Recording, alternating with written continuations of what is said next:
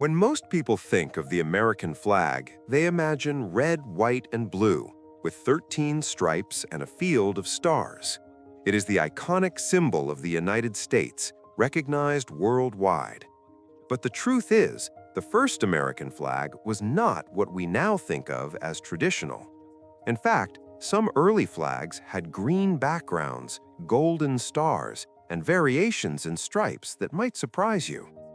The story of the first American flag is not just about colors and patterns. It is a story of revolution, identity, and experimentation in a young nation finding its voice. In 1775, the American colonies were in turmoil. The first shots of the Revolutionary War had been fired at Lexington and Concord, and the colonies were preparing to fight against the British Empire, one of the most powerful nations in the world. At that time, there was no official United States. The 13 colonies were acting together in resistance, but each still had its own identity. They needed symbols to unite them, something that could be carried into battle and represent their shared struggle. Flags had been important for centuries in military history, signaling allegiance and identity. The Continental Congress recognized this and moved to create an official banner for the fledgling army. Before any official flag was adopted, many local militias and regiments used their own banners. These early flags often reflected local symbols, colors, and political statements. Some had pine trees, others included phrases like an appeal to heaven, and still others used combinations of colors to stand out on the battlefield. These early banners were practical and symbolic, designed to be recognized by troops and feared by enemies. They also reflected the creativity of their makers, colonists experimenting with ways to visually declare independence. In June 1775, the Continental Congress authorized the creation of a flag for the new Continental Navy. This flag was described simply as having 13 stripes, alternating in red and white. However, when it came to the canton, the square in the upper left corner, there was no official color or symbol specified. This led to a variety of designs. Some versions featured 13 stars on a blue background, which eventually became standard. Others experimented with gold or green backgrounds, believing these colors would stand out better on the high seas. Even the stars themselves were not fixed. They could be six-pointed, five-pointed, or arranged in a circle or other patterns. The goal was unity, but there was no single correct version yet. One of the most interesting early flags is often called the Grand Union flag. This flag, raised in December 1775 by George Washington's troops at Prospect Hill, had 13 stripes like the colonies, but retained the British Union Jack in the canton. This symbolized both rebellion and a lingering connection to Britain. The stripes represented the colonies coming together, while the Union Jack acknowledged that the colonies were still part of the British Empire in theory, even as they prepared for war. Some historians argue that the Grand Union flag was the first true American flag, even though it still included British elements. The Continental colors, as they were sometimes called, were meant to distinguish American ships and soldiers from the British. At sea, visual recognition could mean the difference between survival and attack. The variety of colors in early flags, green, gold, red, white, was partly practical. Green was a color associated with hope and freedom in some European traditions, while gold could symbolize courage or prosperity. These choices were deliberate, reflecting not only aesthetic preferences, but symbolic meanings important to those who fought for independence. In addition to colors, the arrangement of stars and stripes varied widely.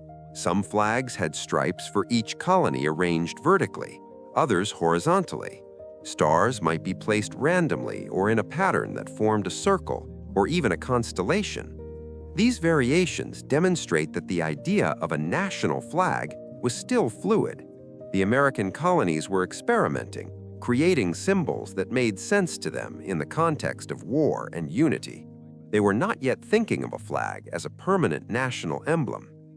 By 1776, the Declaration of Independence had been signed, and the need for a recognizable American flag became more urgent. Soldiers and sailors needed a clear symbol of what they were fighting for, one that could rally troops and represent freedom on the battlefield and the high seas. Congress passed the Flag Resolution on June 14, 1777, which officially established a flag with 13 stripes and 13 stars on a blue field. This resolution finally standardized the stars in a blue canton, but the wording left room for interpretation about the exact design of the stars. That is why, even after the flag resolution, variations persisted for years, including those with unusual colors, like green backgrounds or gold stars. The first American flags are remarkable not only for their variations, but also for the story they tell about the early United States. They were more than decorations, they were instruments of identity and communication. Each design reflected a local perspective, a practical need for recognition, or a symbolic gesture. Some were simple, others elaborate. Some survived the war, while others faded from memory. Collectively, they represent a period of creativity, courage, and experimentation during the birth of a nation. The idea that the first American flag was exclusively red, white, and blue is a modern simplification. History shows us a more colorful, diverse reality. The first flags were bold, experimental, and often deeply symbolic. They were carried into battle, flown over ships, and raised in moments of defiance and hope.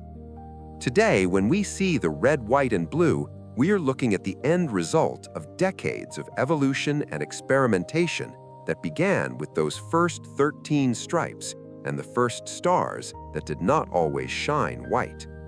By understanding these early flags, we gain a deeper appreciation for the courage and creativity of the people who fought for independence. Every color, every stripe, every star had meaning, reflecting a new nation's struggle to define itself and communicate its ideals. The first American flag was more than a banner. It was a declaration of identity, a visual manifesto of liberty, and a symbol of hope for a nation yet to come.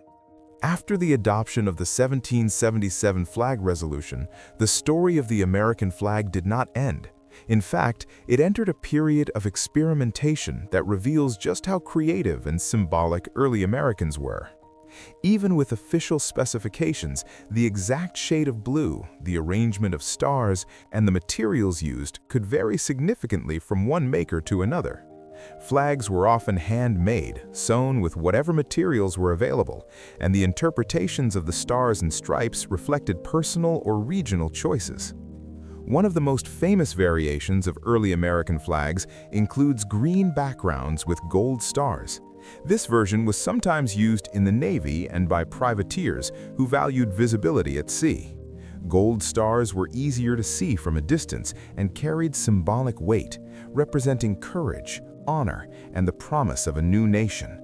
Some flags combined red and green, a contrast that was visually striking and memorable. These early designs were not mistakes, they were practical adaptations and symbols of the colony's resourcefulness. The arrangement of stars is another fascinating aspect.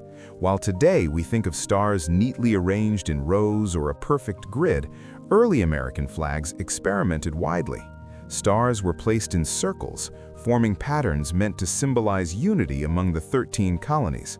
Others were scattered more freely, reflecting a sense of individuality or the influence of celestial imagery. Some historians suggest that stars in a circle represented equality among the colonies, each star given the same importance without hierarchy. Interestingly, the Grand Union flag, with its British Union Jack in the canton and 13 stripes, continued to fly in some areas even after independence was declared.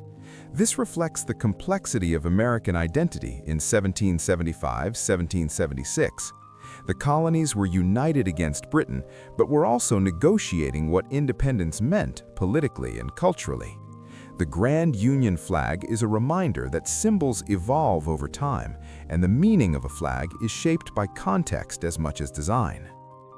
Flag makers themselves became part of the story. Betsy Ross is often credited with sewing one of the first American flags, though historical evidence is debated. What is clear is that seamstresses, artisans, and soldiers all contributed to creating flags that were both functional and symbolic. Each stitch told a story of rebellion, hope, and the struggle to define a new nation.